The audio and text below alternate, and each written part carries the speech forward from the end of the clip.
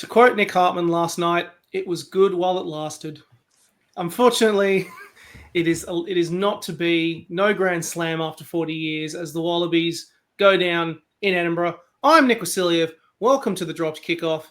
And joining me once again to dissect through a very sad state of affairs are the two gentlemen, the two regular contributors. First of all, Mr. Hartman, was last night as sad for you as it was for me? I can't really remember. Did I say that? What was it about? He was too preoccupied with something else that was good while it lasted. Yeah. Did I say it to someone else? He was that lost. That's how lost he was. Of course, the other gentleman in question is a man who did get to, who was all there and present from it. Nathan, I feel like we should just start singing that song like "Hello, Darkness, my old friend," because it feels like we're back here again, aren't we? I'm looking on the positive side. We had a fun 2 weeks. There was plenty of good memories. That was great. We beat England. Wright's hat trick, Fezler's hat trick. We beat England. Putting 50 on Gatland. We beat England. I mentioned we beat England. But look, hey, we're still 2-1. That's a positive record. Look, hindsight's going to be a wonderful thing, and this might not be. It's probably going to be 2-2, but we'll get to that later. But hey, I'm just going to enjoy the positive record while we still have it, and we can get on to the Scotland game and what went wrong a bit later. It's true. It is true, and it is fair that being optimistic and positive about the game in general actually should be noted. I mean, those last 2 weeks when the Wallabies were on form, the interest in rugby. I mean, we had so much interest in rugby. Landers was complaining about it to Channel 9. That's how good it was. So just because we lost doesn't necessarily mean that things are all. It doesn't mean everything's not lost. And I think it's particularly interesting to me that people probably might be a lot more open to the Wallabies now, even despite this loss than you think, because they saw something amazing in this Joe Schmidt side. However, unfortunately, it's cold comfort, both figuratively and literally, when it comes to this particular match from the weekend. Scotland winning and prevailing 27-13 at a bitterly cold and miserable and snowy Murrayfield. So today, instead of doing the hodgepodge of stuff, we're going to actually do something a little bit different. Because right now, we've got one test match left for the year, of course, being Ireland this coming weekend. We're currently sitting, as Nathan mentioned, 2-1. Realistically speaking, I mean, pending, potential news of other previous maybe warm-up test matches for the Wallabies prior to the Lions, this is the last test match we're going to see until the Lions turn up on Australian shores next year. It isn't, Nathan. You're shaking your head at me. Is there going to be another one? Potentially. There might be. Put it this way. Do you really think Joe Schmidt's going to be going into a test series without a warm-up game? No, I don't. In all seriousness, a couple of players have dropped in interviews and press conferences that they keep saying Fiji. I don't know when that would be, but given how many have dropped or accidentally said that Fiji's coming up, I'm assuming that's going to be a test. Don't know. As I said, don't know when, don't know where, but I would be stunned if this was the last test for the Lions. Put it this way. Yeah. Well, at least it'll be the second last before the Lions, and we can definitely say with confidence it's the last of this year. So the question we're going to ask, we're going to do a left field topic, and the left field topic will make up the majority of this pod, which is we are currently slated to either finish this tour as either 2 from 2 if we lose to Ireland this weekend, or 3 from 1 if we beat Ireland this weekend. How do we feel this tour, and this is the question, both in maybe a one-word format, but then broadly, how do we feel about the Wallabies after this tour, about the Lions tour coming forward? Are we feeling more optimistic? Are we feeling less optimistic? Are we kind of just in that weird grey area? That is the question that we're going to ask in this particular pod today. And to kick us off, I will think it's fair to ask with Mr. Hartman. Mr. Hartman, you watched this match, didn't you, in Edinburgh? First thoughts, feelings, and opinions, because, while it was, we were in it for a lot of the game until things kicked on and Tuipulotu got sweet revenge against his old home country. I mean, we were in this game for a bit, weren't we? Were we in it? We were. Oh man, it's a bit hard. So, how do I feel about this game? I feel like it's a bit like, it's a bit of the old Wallabies, right? I think that's kind of the whole picture. So, for example, a lot of people complaining about the ref and the calls he made. I kind of felt he was nervous the whole game. But I was kind of, you can talk about the penalties and what he called and what he didn't call, and then you look at the stats where we missed 34 tackles or something. And you just kind of go, you can't really complain about the ref when that stuff kind of happens. Although he did do stuff that just, was case in point. There was one point where it was probably 50 minutes in, there was a ruck, a Scottish guy put his hands, in the ruck to get the ball, was off his feet, held on to the ball, then it slipped out of his hand, so then it was a knock on, and then the guy next to him in the defensive line just dived over the ball. So there's, I think Nathan, you said there was probably 4 or 5 penalties there, which there were, and then the ref called a penalty for Scotland, and then probably about 5 seconds later changed his mind and turned around. And Nathan, you were just like, I mean, that's the cherry on the cake. That's the whole reffing game in a metaphor. But it just kind of felt that classic Australian thing that we didn't kind of learn. We had one gear and we couldn't really figure out how to beat the Scottish team who were just so much better than us. But that's kind of my feeling on the game. That there's not much you can do. Look, end of a long tour. I said that to some guy on Twitter and he thought I was winding him up. I don't think if he's looked up how fucking far it is between Brisbane and Sydney, let alone Australia to Britain. But end of a long tour, and I think that's just kind of showing. But look, what did you say the score was? 27-13. Yeah, it's great that we got that close. It didn't kind of feel like that, but we really stuck in. We really kept ourselves in the game. So that's a positive. But that's all my kind of thoughts, and as quick as I can get it. So it sounds to me basically like, and Nathan, this probably is a good time to bring you in on it, because as there is a good point that you make here that they felt like the Australian teams evolved. For me, it felt like the Wallabies hit the ground running like the previous 2 weeks, with that confidence, with that growth, with that development, everything like that. And then they suddenly came to a realization that they were coming up against a side that is probably playing at the height of their powers right now. I think Scotland is looking like a brilliant side. Nathan, you said it several weeks ago. At the drop. Sorry, Nick. Great stat on that is they've won the most tests they've ever won in a year. This year. So they also played about 6 tier 2 nations as well. That's true. That's true. We can cherry pick stats. Yeah. Sorry, Nick. You were saying you're about to be. Our stats would look good if we could play Italy every year. Yeah. But I mean, in our defence, we played Wales 3 times this year. True. That's true. Yeah. 4. Oh, actually, no, 3. Sorry, that's right. Yeah, sorry, I forgot we also had Georgia. It was weird setup. But yeah, it felt like that we came up against a side that actually had really done its homework on Australia, but also was at the height of its powers enough where it could execute how to dismantle all of that stuff.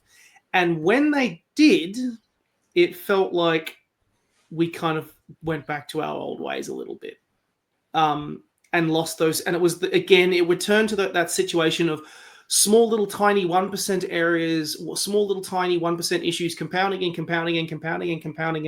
and then suddenly we're down by 2 tries. Would that be right?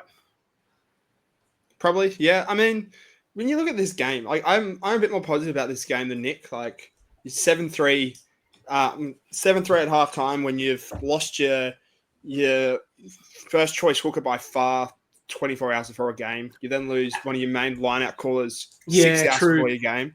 Yeah. You then lose your strike centre 30 minutes into a game, pushing Kellaway into the centres where he's played a bit for the Rebels but hadn't at a test level. Like, we were 7-3 at half time and we've actually shown some real good fight defence. Fight that wasn't there before. And I think this is a case of, you're right. I think we were good. I just think Scotland were great. Their defensive line was awesome. They took their chances. We had plenty of chances to win that game. Not win that game. That's probably a bit harsh to say on the Scottish. Let me rephrase that. We had plenty of chances to get ourselves in that game. You know, you look at that, Jorgensen toe ahead. I think we're down 12 or 14 at the time. I can't actually remember the score. If Tate McDermott makes the right option, or you know, literally a referee, does anything else. I'll even argue that was the right option as well, because, as you know, I think Hugh Tyndall was the person that put it on. Tupolotto was 3 meters offside when Tate McDermott picks the ball up from the ruck and kicks it ahead. So apparently some guy replied on that and said, if you kick it, you're onside, which doesn't really make sense to me. But I mean, if you're an attacking player, I guess you're always onside on a kick.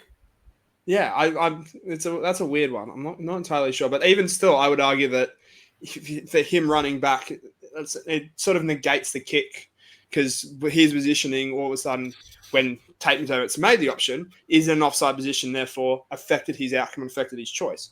Because McDermott's operating under the belief that Tupolotto is offside as he's made the action, so therefore that him being offside has actually affected the play, rather than him instantly being onside. And he could be onside from the kick, that's fine. But the fact is, he's made the option with the idea that Tupolotto is out of the play. I digress. There was about 3 or 4 other rolling mauls which were shut down. That, again, great work from Scotland, that we just kept going to, thinking that they were Wales. We were just going to motor straight through them. We weren't. But I think there's lessons from this game to take. I think Will Skelton was, again, once again, keeps proving that he should be playing this Lions tour. I think it was a great example of just what to expect from that Lions tour next year. Just the way Scotland's defence just didn't offer an inch. It probably exposed how clinical our kicking game needs to be. I mean, not only against Ireland, but next year. I think they just dominated us in that area. But I think there was bright spots as well. Like, I thought our scrum held up a lot better than last week. I liked the patience in terms of attack.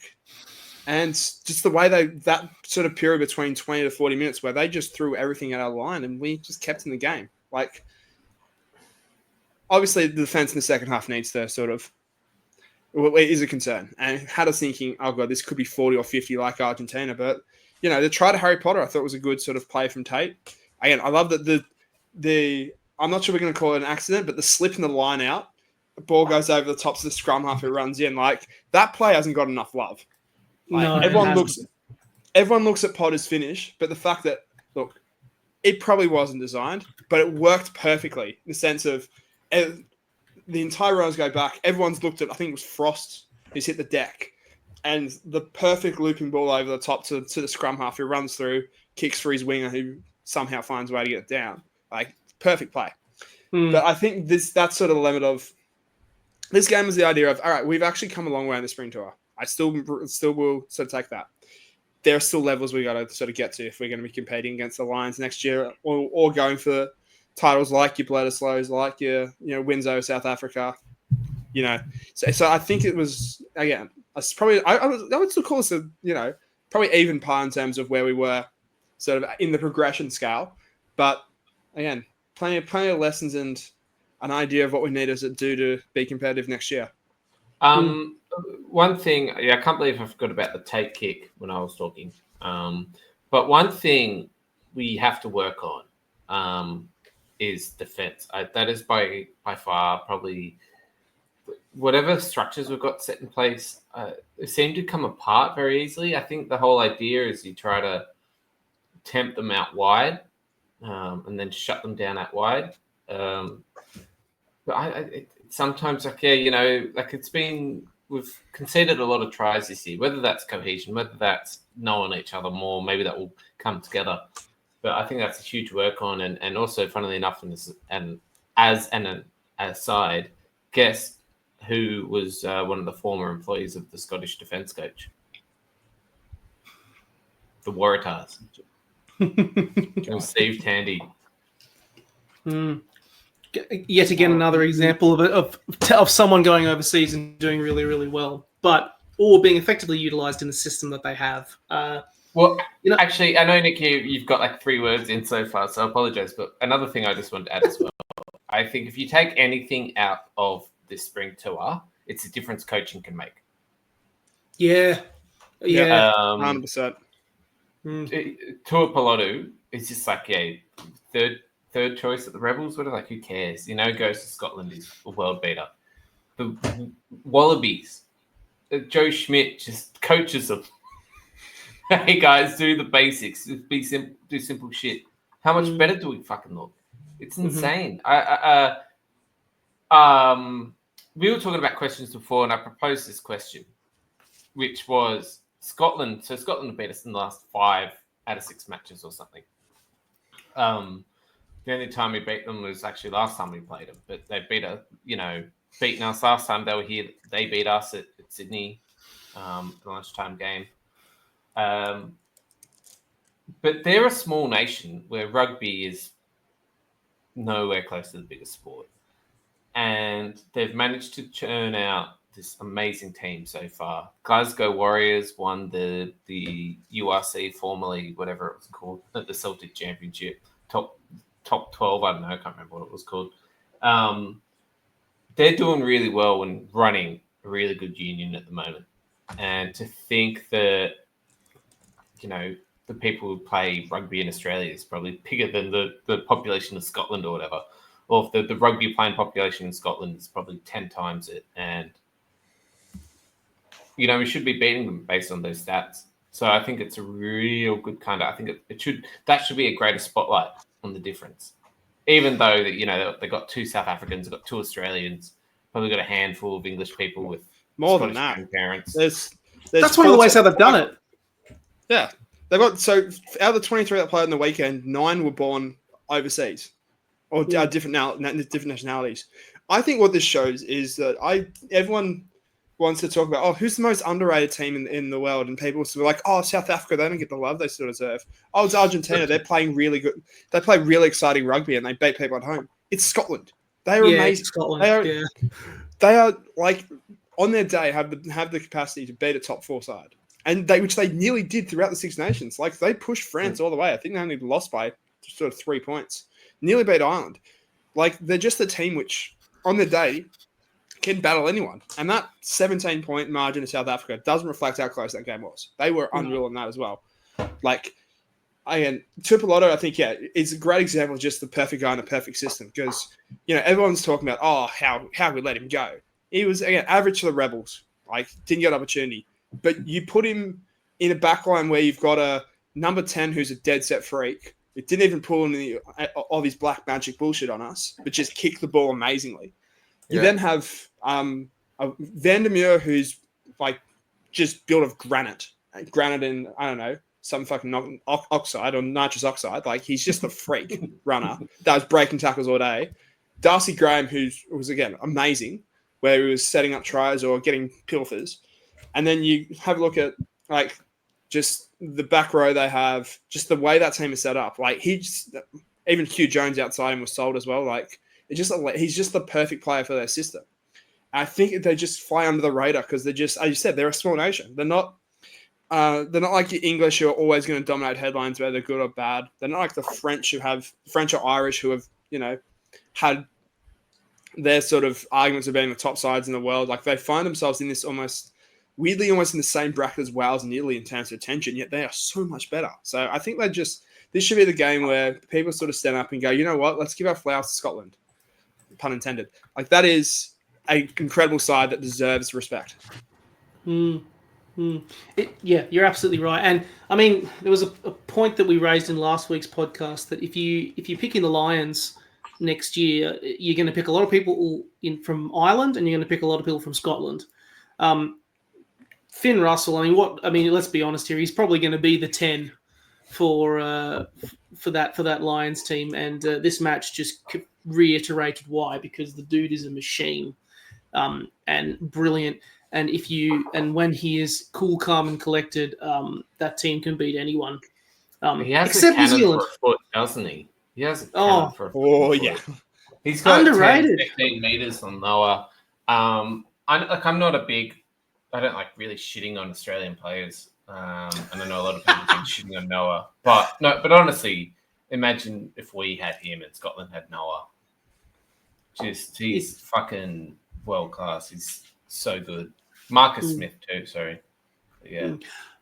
The thing that I got out of this game from this particular match, I mean, what has been quite positive for me, I'm kind of putting together an article about actual competitions in terms of quality talent, one on one. If you were to put players alongside each other, I've been really impressed by. I think the likes of someone like Jeremy Williams has really grown into himself as a Wallaby this year. I mean, he outdid Mario Turge at Twickenham, which is no mean feat. They all ran over Wales. And in this match, even though we didn't win, there were a lot of those key contests that I actually thought to myself, with a bit more time, there is I'm a bit more optimistic about going back to the question. It's made me feel a bit more optimistic about this Lions series because one-on-one, there is the makings of a really strong class team that can really get the measure of a lot of players. I would say that was not our strongest scrum by any stretch of the imagination with so many people out. Despite, Skelton being an excellent scrummager and no shaft on Lukan Salkai-Loto or Brennan Payanga or Mosa. I think they've been more effective off the bench, to be honest, this tour.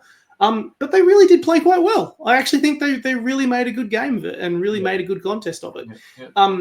Our back three, I mean, I think Scotland did a very good job of shutting down Tom Wright. The conditions as well didn't help so much, but there's more than enough to show that he's clearly good enough to mix it with the best and put him in the Australian climate, and he's in his natural environment. He had no gaps to run into. That's all he does. He needs a 2-meter gap and he can run through it.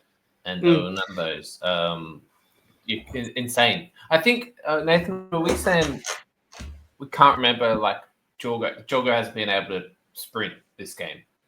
Maybe backwards to make a covering tackle, but not forwards. It probably wasn't until that sort of fluky toe ahead from Valentini as well, where he was actually able to sort of show the pace and gas them as well. I just also want to say that toe ahead had reminding. Can we just appreciate how good Harry Wilson's mark and kick was off that missed penalty? Yeah, that was so sick. That was insane.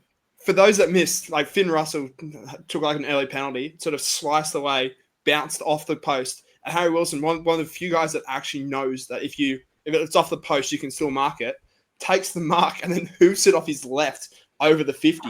It was probably one of our better kicks of the day. Yeah, he caught it, marked it, and was like, shit, let's kick it. And I thought he was shanked it, but yeah. I was fully expecting that to come off the side of the boot and just go nowhere, but he nailed it. That was amazing. Remember when Fraser McRae did it in the Bledisloe? Oh, and it was a beauty. Yeah, and it was like one of the best kicks.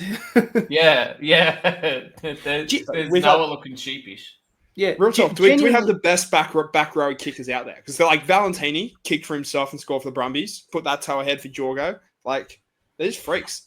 I just genuinely believe we should just make the entire Wallaby squad all loose forwards. Everyone's a loose forward.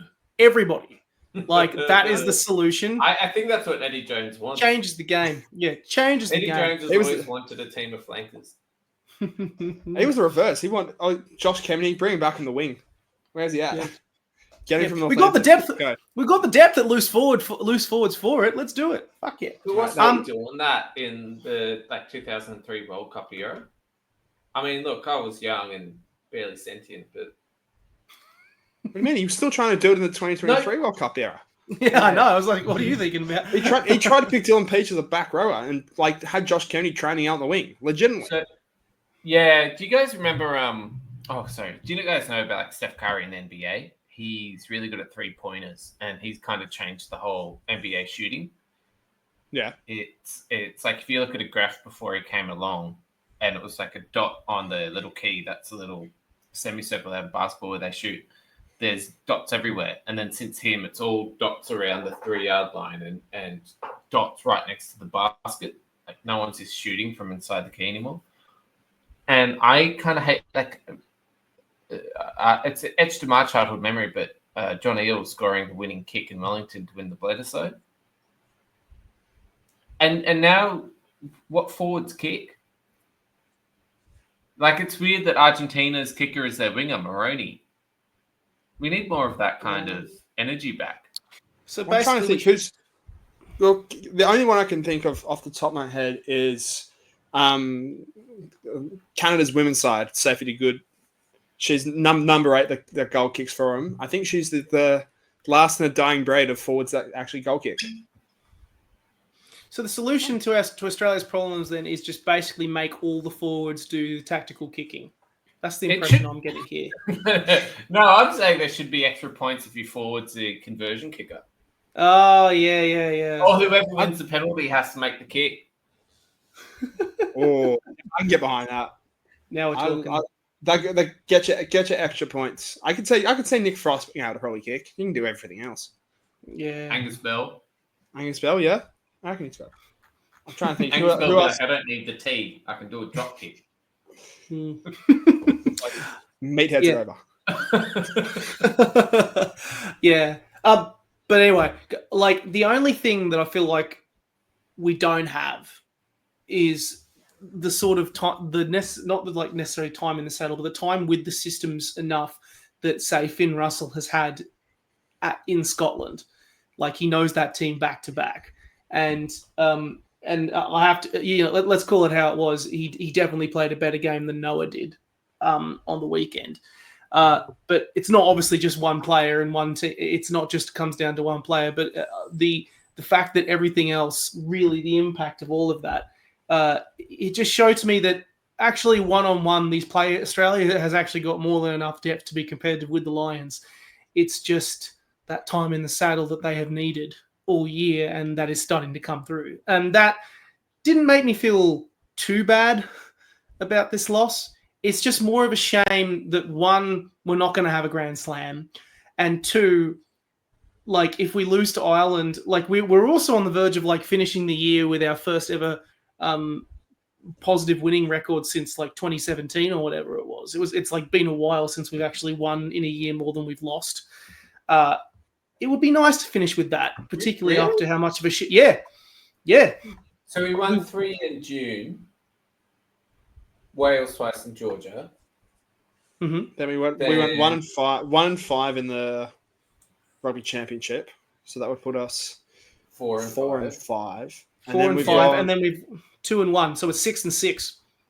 Yeah, at the moment. So this is the decider for if we have a finish the year with a winning record higher than 50% or not. Which I actually think, considering we were 2 out of 9 last year, even that's already a lot better. It's a lot better. And those 2 were Georgia and Portugal. Exactly. Yeah. Like we've won more we've won the exact same games in the spring tour than we did the entirety of 23. Yes. Exactly. I think this is actually also the exact same amount of games that we've won on spring tours. It combined with the 21 and 22 spring tours as well. Like, because I think in 8 games there, I think we beat Wales in that crazy comeback, and we beat Scotland by a point. The rest of the games we lost. So the fact that we're 2 from 3 from our last spring tour games after going, I think 2 from 8 in the previous games before that, and it might have been even more well before that. Like you sort of answer this. What's the sort of summary of how we feel about this tour? If we go 2-2, it's still positive. It's still hope. Like even from this past 2 or 3 weeks, like we had British pundits being like, "Well, what's the point? Why are the Lions coming over next year? They're just going to pump it." And we've earned that respect. We've earned respect to be like, you know what? This is going to be a good tour. This is something we can get excited for, and potentially compete, cause an upset, cause maybe one of the biggest upsets in rugby if we can get this. I think we'd also have the benefit of it being at the end of their tour, the end of their season, where it's kind of normally mid-season for us. So, like, I think this is an absolute. Regardless of what happens against Ireland, unless we get, I'm not going to say that, because if we get beat by 40 or 50, I'm still going to feel like shit. But if we can be competitive against Ireland, I generally think there's going to be a respect that Australia has leading into the Lions next year that they could pull off maybe not even 1, maybe 2 wins and steal a series. Yeah, a 3-1 record against the home nations would be enough of a message. It would be as strong a message as a Grand Slam. If we beat Ireland, we could have been 1-3. But if we beat Ireland, that would have been like oh my goodness, holy shit, this Australian side is back. Yeah. So let's look to Ireland now. I reckon this is a good time to look at it. And examine, first of all, what do we think our actual chances are this actual weekend? Because, I mean, they have just come off who did they knock out? Was it Fiji this weekend just gone? Yeah, Fiji. 52-17. They dispatched Fiji in Dublin, which, of course, that a result like that is expected. I also think Fiji didn't play a very good game. In all honesty, their discipline was shocking and all over the place, which really didn't help themselves. But I wouldn't necessarily. It seems to be a Fijian thing, hey? Like their discipline sometimes can just fucking go out the door. They're the best side of when they're getting beat. They just all of a sudden just lose the plot and go, oh well. I'm gonna go head high some person. But it's funny that I wouldn't say that Ireland has been exactly that convincing this tour, because they were pushed all the way by Argentina, who the Wallabies have managed to grab a win against, but we also got a big freaking shellacking as well, and they also lost to the All Blacks. And I think there was a good point raised by Jonathan Drennan last week, talking about how it might. If Australia it would be a lot bigger a win for Australia than for Ireland right now if we were to pull off a result like that. And that may seem like a no shit comment. But maybe he mentioned that I was surprised by his thoughts of complacency regarding Ireland, and the thoughts around around how they're feeling in terms of their rugby. First of all, Nathan, how do you feel about this particular match? Particularly given how Australia is sitting. I mean, no Skelton. I mean, Suolihi, I know he's been cleared of a fracture, but he probably, realistically speaking, he won't probably play. I really doubt it. Yeah. I mean, Williams is hopefully back. Tupou probably should be in line to come back if he's had 2 weeks off, which would definitely beef up the scrum. Is the weak point coming back? Skelton's gone back to La Rochelle. Yeah, he's done. Which is really frustrating. But Williams is back, pulling a Swifty on us. I didn't even think of that as well. That is dirty work from the Irish. Yeah.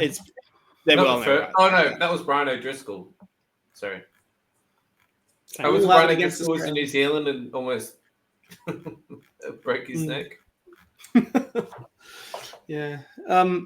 But yeah, how do we feel about this match? Look, not confident. I'm going to be honest. This Ireland side's pretty good, even though they've had some kind of hiccups along the way. They're at full strength. We're not at full strength. So this could be a game that they just throw everything at. I think this is also part of their celebrations for the 125th anniversary, or some anniversary that they have, which means they're going to be in those really slick, awesome Irish jerseys again, which is awesome. There's also that sort of idea of Joe Schmidt returning home, which I think can also inspire either side. The Irish has come out and show their old boss how they've improved since, but look, that sort of leads into my point of why does Australia have a chance? And if there's anyone that's going to know how good Ireland is or what they're going to run, what they're going to play, it is Joe Schmidt himself. This is someone who is probably going to get a standing ovation as he walks back onto the RVR Stadium in Dublin. Like, what he's done for Irish rugby cannot be understated. And we've seen in the 11 or 12 tests, 12 tests that we've had so far, just how good of a coach he is. And did you say RVR instead of Aviva? Oh, whatever. Look, we're recording this at night where I'm still sleep deprived. Leave him alone, Hartman. Leave him alone. That dude, his body clock has been fucked for the entire year. My brain is mashed potato. That mashed potato, I could barely pronounce mashed potato. Let alone whatever the name of that stadium is. Fuck you, Nick. Fuck you. See, this is why you're my favourite, Nick. Look, the reality of the situation is Australia needs to be near perfect, if not perfect, to get the job done. Ireland are just unreal at the moment. So I think there needs to be a perfect game plan, a perfect performance from the forwards, a perfect performance from the backs, and just everything going their way. We can't have a week where we've got players dropping out of injuries, illness affecting sides, and losing a centre 30 minutes into a game. Like everything needs to be perfect this week. That's the sort of simple answer. Yeah, I do feel like in my head going into this match, if we can keep the score, the points difference to under 10, I'm happy. I'm honestly happy because you've made a game of it. And I think that as much as there is a lot of positives to come out of this particular match, I do think that given where the team is at and the personnel who have departed and who has kind of had mixed form, I don't think that things are exactly... we're not in prime position to beat Ireland unless we suddenly pull off a massive miracle. Mr. Hartman, do you feel differently? No, I don't. I think Nathan kind of nailed it. Although, Nathan, you said full strength. Who would we be missing? Skelton? Skelton probably Suoli, given how given Joe's tendencies around on Monday. Yeah, don't play. Yeah. Potentially Fezler if he's not over the calf injury. Or Karevi, Paisami. Is Preki any chance? No, he didn't join the squad. It was Josh Nasser who ended up joining the squad. But I think he's back fully fit or close to full fitness. So yeah, there's a lot of people that started on this tour that are just not fit, and all gone back to the club land. So I think that's actually sorry for next season. You got Fessler, right? He's great. Came out of the woodwork. And I'm really happy with him that he's got to where he was because he was playing. He came down to play Shoot Shield a couple of years ago. Very good at call up. Hey, come play for the Reds. But Parecki, I don't think has played under Joe Schmidt. No, but he hasn't played. I don't think he's played since the last World Cup. Yeah, something crazy. So he got injured and then his wife had a kid, so that's why he hasn't come back. Or maybe he played a couple games in the Waratahs. He was injured for a while. No, I'm pretty sure he didn't end up. I think he was dealing with the Achilles ongoing. His last game was that Portugal game where he captained Australia. He's been out for a long time. Right. And you look at just to go further into the sort of the injury list, people that didn't even make the tour. Dungunu, who was our best player against Wales in that Wales series, didn't make the tour. Rob Leota, same story, barely played since Super Rugby. Liam Wright, first captain of the year, again, still dealing with shoulder.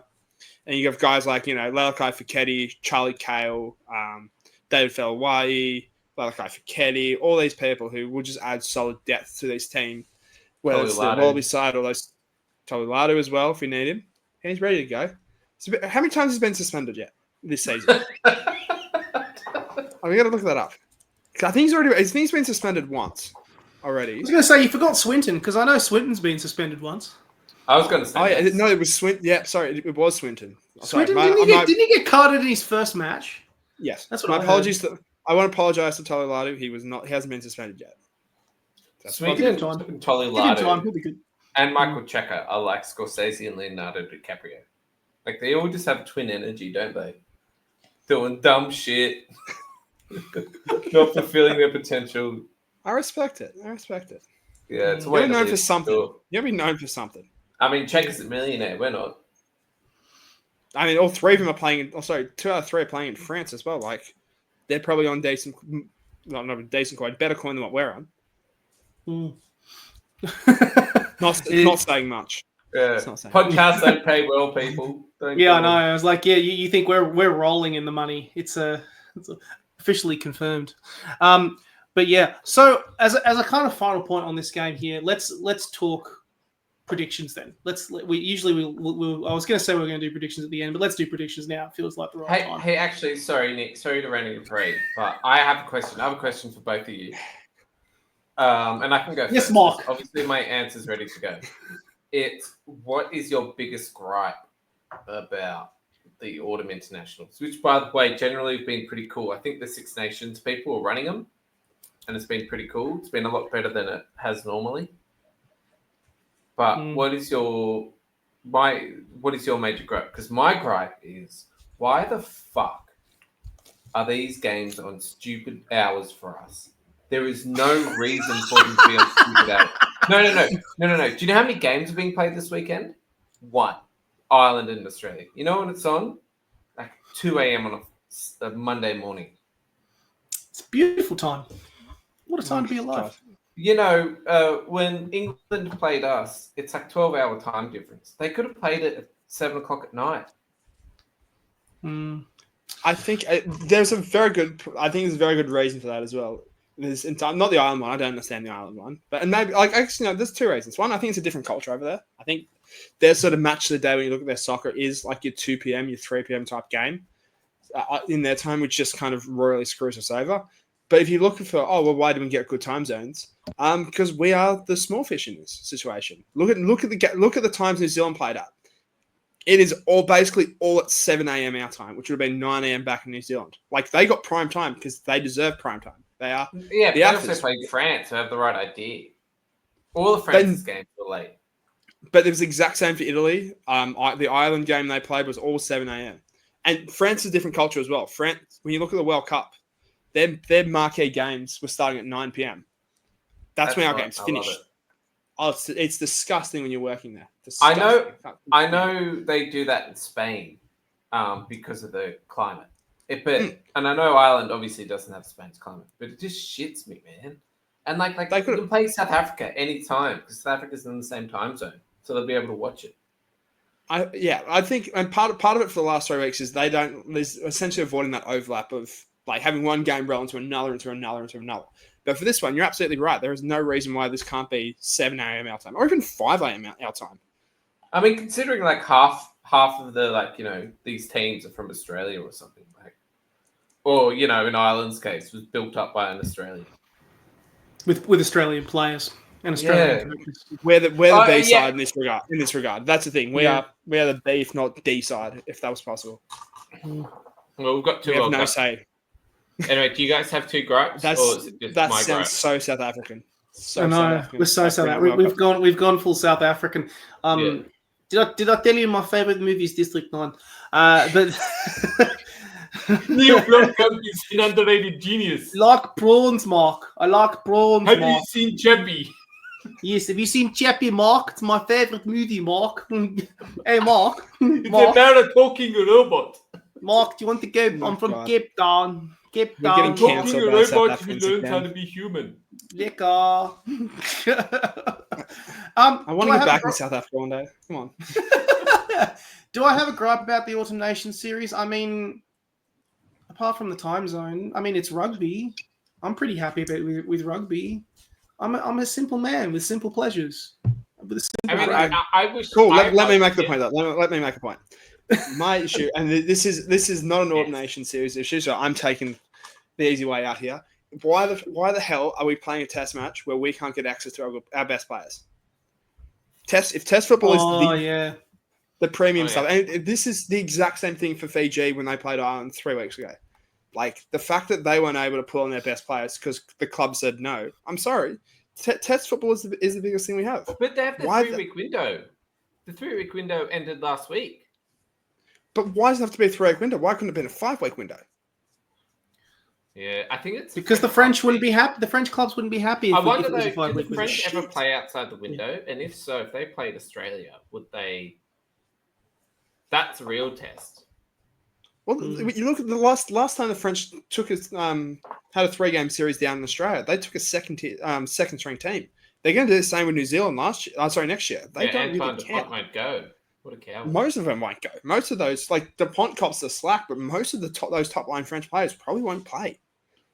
It's like it's a sort of problem which I think has not been looked at enough is the fact that how much power these clubs have. And again, it's something from an Australian perspective that has been heightened because we face the same thing with the Japanese clubs as well.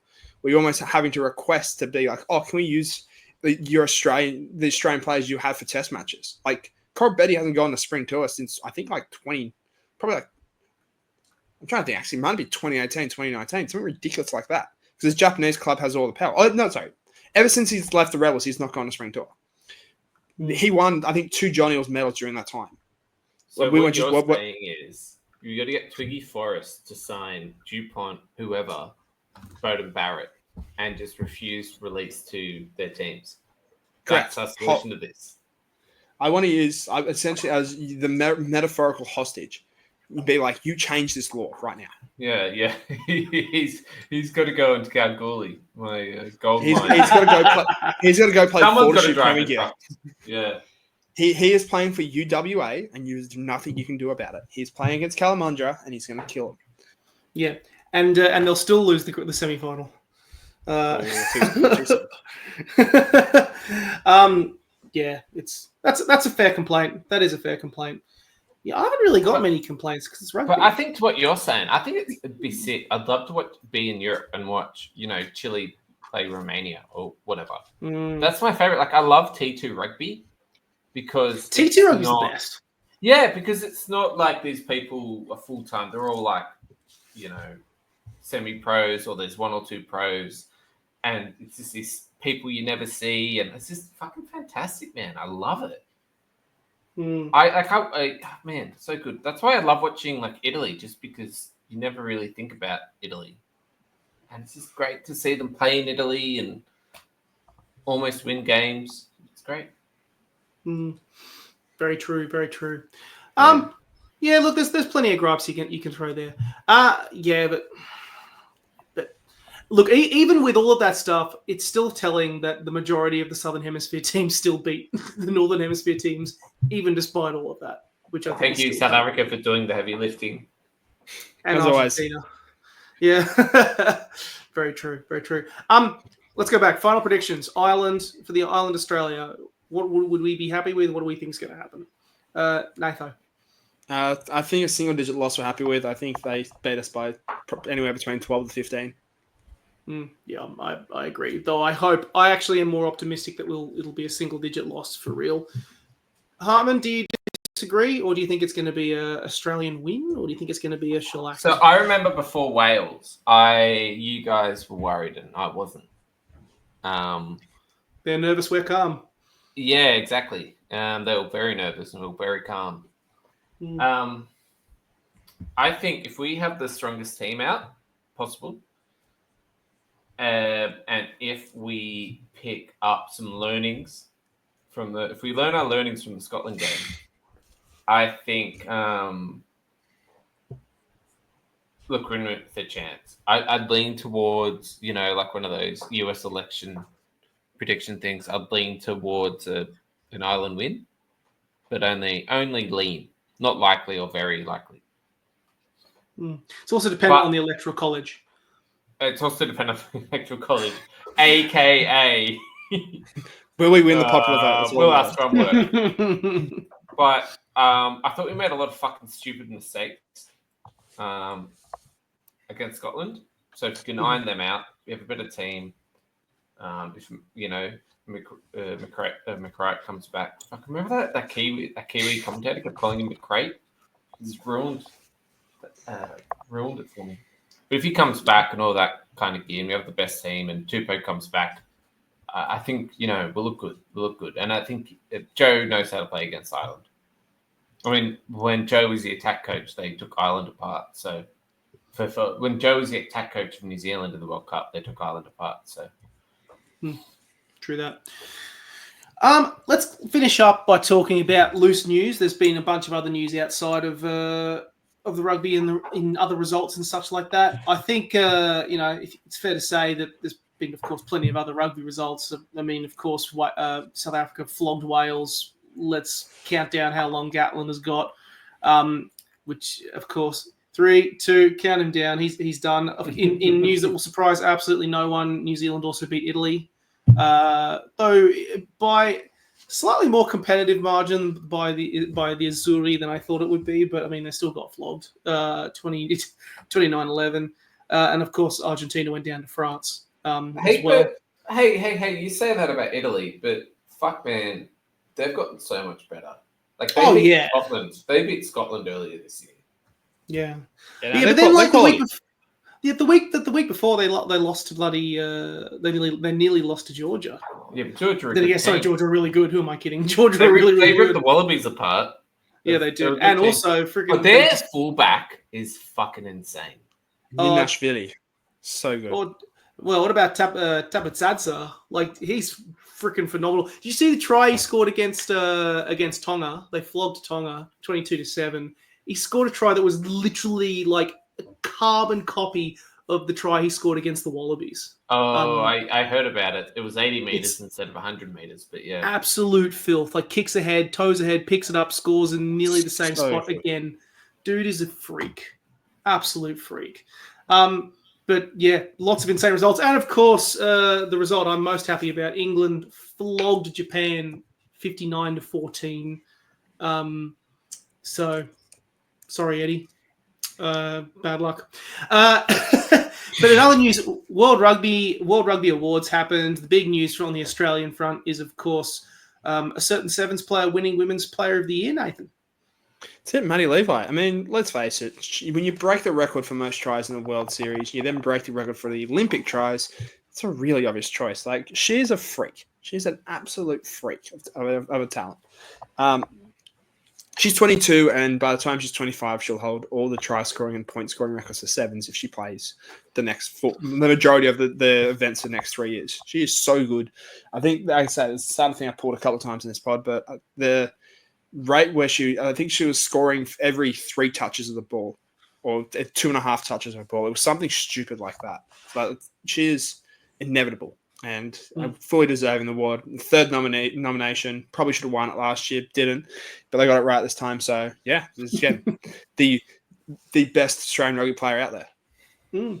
Yeah, she's bloody phenomenal, and I mean, like, who knows? Hopefully we'll see her suit up in Wallaby gold at the World Cup next year. You never know. So keep an eye out on that one. But speaking of other Sevens news, Nathan, I mean, we've held back the pod until this time that you're listening to now for you to reveal this news. What's the news, Nathan? I have no idea what you're talking about. There's no news. Basically, if you've paid attention to Seven Socials over the past couple of hours, you would have seen the news, or a couple of minutes, depending on when this pod goes out. New captain. One I think caught a lot of people by surprise. Charlotte Caslick stepping down from the role. Bella Nasser, your new captain. I think this is, in terms of you looking for your future, I think this is a great appointment. I mean, Bella's got an incredibly calm head on her shoulders. She's, again, got rugby in the blood with the dad of Wallaby, brother of Wallaby. If you're looking towards LA and you're looking for a leader that's going to be hitting their prime, to come LA, she's a great choice. And let's face it, Charlotte's still going to be amazing. She's still going to be one of the best players in the world. But maybe this sort of unlocks her a bit more, just to sort of roam a bit more, have a bit more freedom in her attack and her play, rather than focused on what she's going to do from a game management leadership perspective. So I like the move. It's definitely exciting, particularly keen to see how they go with the Dubai Sevens coming up pretty soon, which will definitely be keeping you very busy, Nathan. And then the last bit of news, or the last key piece of news that off the top of the head. I can think of two. Have you got something? Have you got something? Finish your sentence. Oh, okay. Actually, you've interrupted me enough in this podcast. The World Rugby Awards. You mean other ones? When did they happen? Awards? Did they happen on Monday, Nathan? So, I mean, they did. They waited for the autumn international. So, Peter Steph du Toit had a reason to be in Europe. But so Antoine Dupont got named as Sevens men's player of the year for Sevens. He played 2 games or something. The coach of the year was the French Sevens coach, who miraculously won the Sevens when Paris had the Olympics. Not Razzie or whoever, keep the South Africans fucking churning at the top of the game after 7 years. Oh, boy, did they as well. Or Joe Schmidt, just for proving that he's a good coach, and turning Wallabies into a decent team. But then they had the World 15. Oh, here we go. There was one Argentinian, which was Pablo Matera, which is almost like, hey, who's that one guy who plays for Argentina? Like, you and Sergio Parise used to play for Italy, but who's that dude? Kind of seems like a token pick. I'm not saying that. Pablo Matera is one of my favorite players, so he's fucking amazing. They've got 3 Kiwis. Then they've got 4 Irish players, 2 of which are Kiwi. And then the rest is Saffers. Malcolm Marks gets in. Malcolm Marks, he was a king 5 years ago. Now he's just kind of almost like a regular hooker. He's still a king Bongi to me, Mark. is probably a better. He's still a king to me, Mark. Fuck you. Hey, Dr. Rudy here. Don't check me.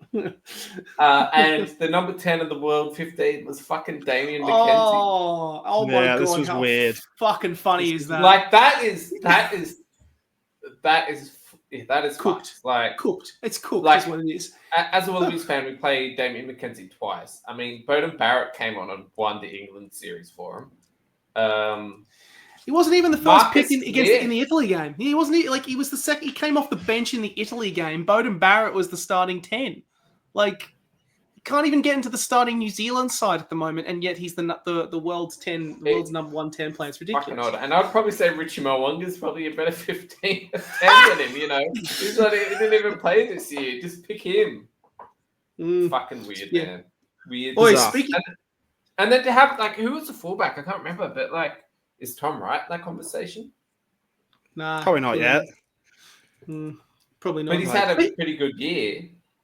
He's had a good year, but it's still not in the conversation. I mean, Angus Bell should have got into it for just stepping 10 English players. That's right. Free services and humbling the English. Yeah. That's probably the reason why he wasn't picked. Let's be honest here, because tell us where the power dynamics are without telling us where Rob the power dynamics are. Valentini. Yeah, where the fuck's Rob? That dude has been on Justice for fire. Rob. Justice for But, I mean, Bobby V. I think Peter Steph-Dutoit was number 6. If Pablo Matera wasn't, Bloody weird. Just Like, disgraceful. number 8. Speaking of which, did you hear on the grapevine that apparently Razor Robertson wants to start pulling players from overseas into the All Blacks? I think he just wants Richie. He wants That's Richie basi- 100%. That's basically what it is. Absolutely. Which makes me just think, you need help as well. Sucked in. And the reason to keep pace with South Africa. One of us. But did you hear the story? I don't know. I think did I read it in a Paul Cully column. But Razor was surfing in Coogee with Andrew Johns, as you do. Oh no. And Andrew Johns was like, "Where's Richie?" Yeah, where's Richie? It's so true. But you know, game recognizes game. Richie is a freak. I think he's better than Bowden. Yeah, he's good. And like better than Bowden when Bowden was at his best. Like when Bowden won World Player of the Year, like I don't know, like I don't really think he had a fucking great team around him. All he did was run forward. Yeah. Here's the thing. I want them to keep this rule because all of a sudden I've got a pitch. Oh, not a pitch, but I've got a wild dream for 2025. If they keep this law how it is, and Mitchell Mo'unga cannot play for New Zealand against France, he starts number 10 for that Australia-New Zealand side against the Lions. How sick would that be? That's pretty. That'd be hot. That'd be hot. Think about it. Yeah. All of a Anzac sudden, 15, yeah. that Anzac 15 has a chance. You get Aaron Smith out of international retirement. Get Joey Manu, because we saw what Joseph Suaalii does, and as a Roosters fan, Joseph Manu is as good, if not better. Get him in the centres. Get a bunch of all those Australians that are chilling in Japan. Like now Sean McMahon's actually playing games. Get him back in the side. Just get Scott Seo. Just load him up with all these sort of overseas players, and just say, you know what, let's go. Let's put a competitive side together. They won't. But I would love to see it. It's just going to be probably a bunch of somehow they should try to pick Angus Crichton. Why not? Yeah. Oh, it's going to be the middle of Origin season. That's why. Who fucking cares? Come on, brother. He was in Scotland, and so was it just him, or did Cleary rock up to the game? Or am I imagining that? Nah, Jared Hargraves, another Rooster. Those boys have been talking more about rugby union than they have about rugby league for the last 3 weeks, which gives you a sense. Someone said on social media, it's like it's clear that rugby is his passion and league is his job. Yeah, potentially. I think that's probably fair call. Like, again, I I think that he'd be probably a very good inside center, Angus Crichton. But I would play him at again, blindside. Do it. Come on, either or. I don't. Come on, man. Let's just do it. How much? He just signed it. Hamish, where are you? Hamish, come on, boy. That was so 2023. He signed a new contract with the Roosters, so he's not going anywhere. But it'd be nice. You know all that hullabaloo about signing him?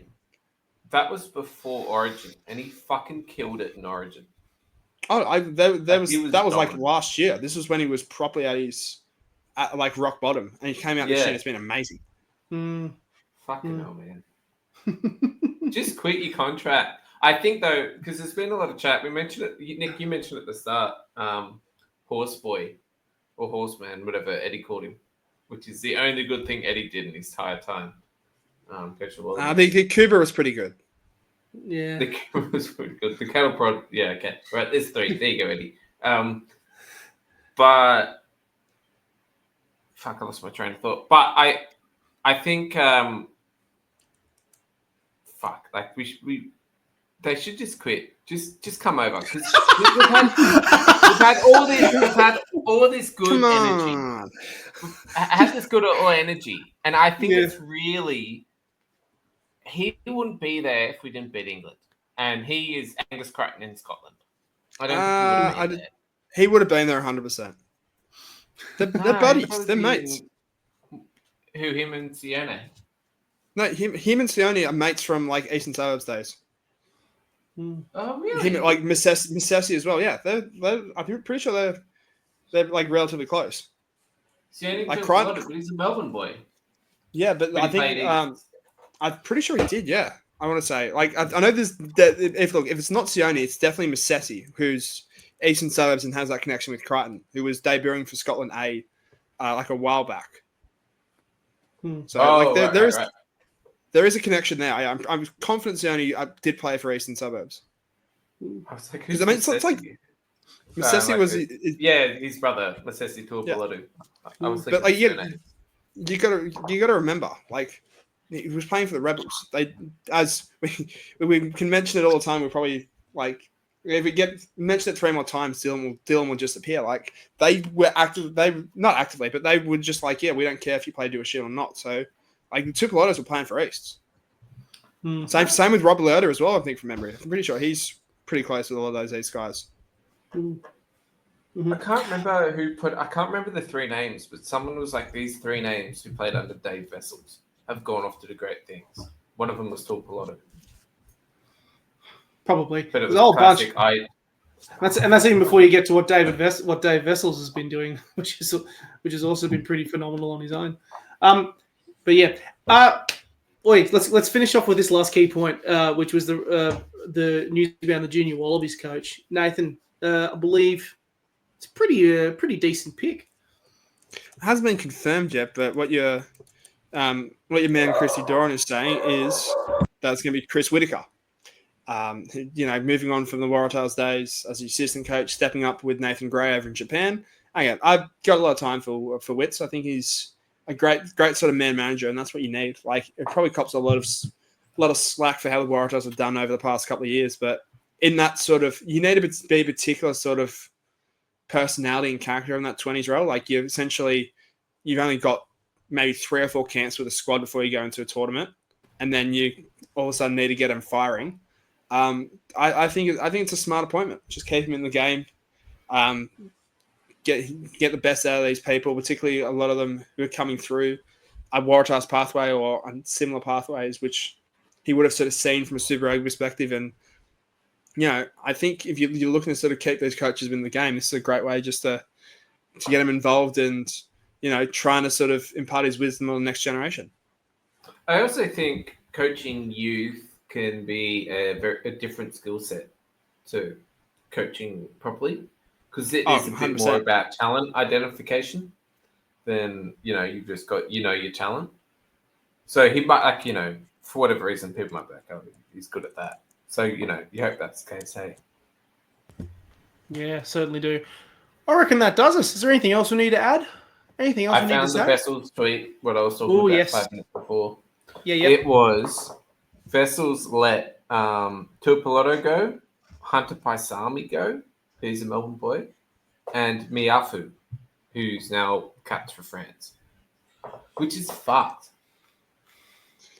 Look, not the best strike rate when you look at their centers at the time, which I think were Mitch Edmond and Tom English. Who again, Tom English, a great rebel, but you look on, there's two international centers right there, and again Miafu, who is a freakish talent. But again, this all comes back to the theory that I've sort of said around these people for a while. Like if you're not mourning their departure at the time, then you lose a lot of that disgust you can throw out there when they're all of a sudden going to succeed. Like some people need that spurn, need that different environment, and just the right system to thrive. LSL said it. Looking Salakai Loto. He said he went over to England, and I'm with all these guys who have no chance of being picked for England, but they're just as hungry. And when he was at the Reds, he was 24, one of the eldest, always got picked. And it really spurned him to, like you said, like to become a better player. Like it's just lit a fire under his ass. Like, look at Callaway. Yeah, went to England. Great example. Like, who's this guy? Amazing. Mac Mason was someone who we did bring up before. Who was he? Left the Brumbies. Mac Hansen. Sorry, Mac. Sorry. Mac Mason, one of those people that could have the one that everyone had high raps on and just probably got mismanaged in terms of games he got thrown into. Just got burnt. Yeah, it's definitely one to keep an eye on. But yeah, so final match of the entire year. There's not even any other international games. It's the literal last rugby international of the year, unless important game. We've got sevens coming up as well. You know, well, I mean, sevens this week and next. Yeah, in the 15. I mean, 15 aside. But if you want to get on all technical with me, if you just want to, I'm actually like me like that, Nathan. Fine, if we're going to be technical, then we throw some respect on Netherlands versus Brazil women's this Thursday. Thank you very much. Oh, shit, yeah. There we go. Well, why didn't you say that? Fuck. I feel like I don't even need to say that. And like Andorra's playing Malta December 1st. You know, the Battle of Mexico and Cayman Islands December 8th. Like, come on, we've got some great games coming up. Luxembourg, Croatia, you know, banger. Oh, I'd actually watch that, eh? I would too, man. I would too. How desperate with that rugby would you have to get to start watching those games? 4 weeks? Look, 5 weeks? You don't need much for me to want to watch Luxembourg play Croatia, mate. I would fucking eat that up. You've seen how good Zimbabwe's been this year? Yeah. Zimbabwe's jersey's sick. I love it. Oh, just yes. It's green and white hoops. Yes. It's a classic. It's phenomenal. But anyway, watch Ireland versus Australia this weekend. We'll be back next week to wrap up the year and wrap up this spring tour. Cheers, Nico. Cheers, Nathan. Pleasure as always. Let's get excited for Luxembourg once the dog stops fighting. Let's get excited for Luxembourg versus Croatia.